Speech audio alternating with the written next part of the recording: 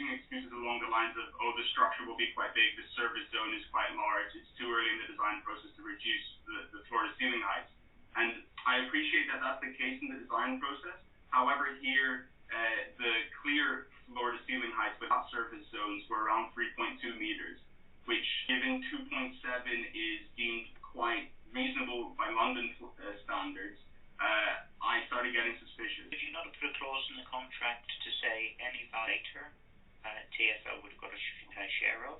They would have. However, the way TfL obtained money out of the scheme was through an initial land payment plus future benefit. So, in essence here, any benefit which would have been coming through the land would have been half if it came later, because the developer would have taken half of that. How far through the project were these discussions being held? It seems, it's not uncommon, but it seems a little odd to me that the developer is trying this on at what appears to be quite an advanced stage in the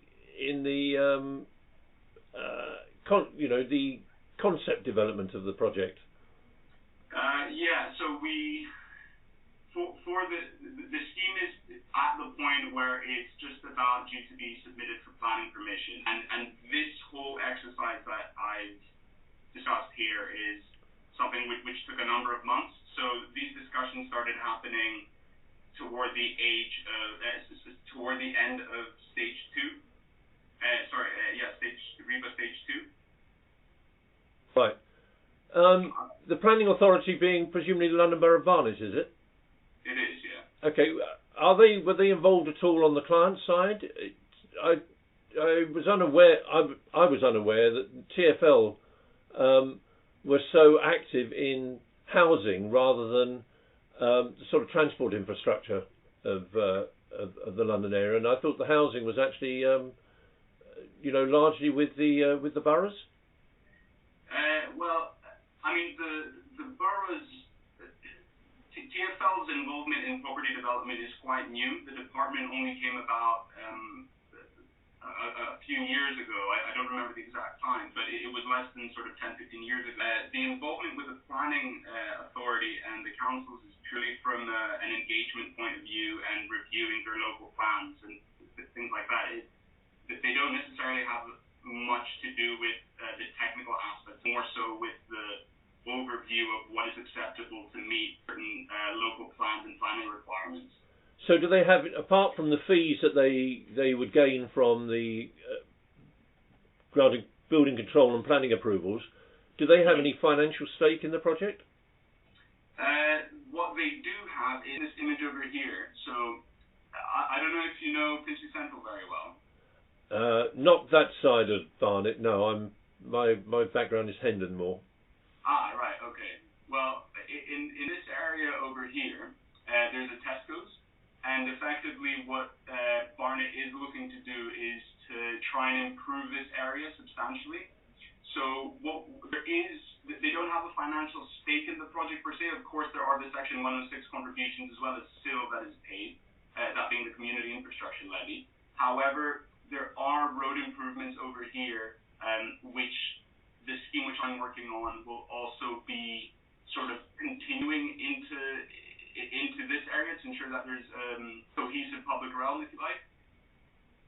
Understood. The main engineering issues you considered at the beginning of the scheme? So there were so effectively section of this part of the site over here, and a part of the site down here which involved a low-rise news development. The scheme was on an embankment, and it was next to the railway, so there were obvious geotechnical issues as well as issues involving the operational safety of the railway. What were they? So things like being able to have openable windows toward the side of the railway, which was a difficult concept because you have an overheating issue, which obviously means that you can alleviate that by opening the windows. But this would have been the windows in the new flats? Absolutely, yes. And what about in terms of, what were your concerns about the actual embankment and the asset protection issues? So concerns mainly had to do with ensuring that the operations of the railway were unaffected. So things such such as possibly causing any rotations in the railway, which could have an adverse effect on the operation of the trains, or any vibrations which might cause minor movements in the railway, again affecting its operation. I'd say. What work was planned to determine that? Excuse me, you mean in terms of how we plan to ensure that right? Okay. So the way this was done, and if I can go back to this slide over here. This supervisor which was involved was there also from as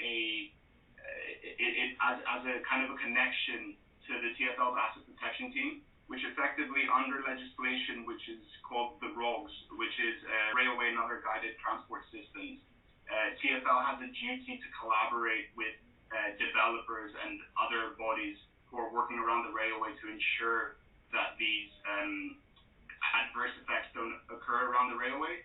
And there are specific risk assessments which need to be executed, as well as requirements. And that is where I liaised quite in depth with that department of TfL to ensure that works which I was looking to do were going to be executed in the appropriate. However, so what risks could you have introduced to the operational railway?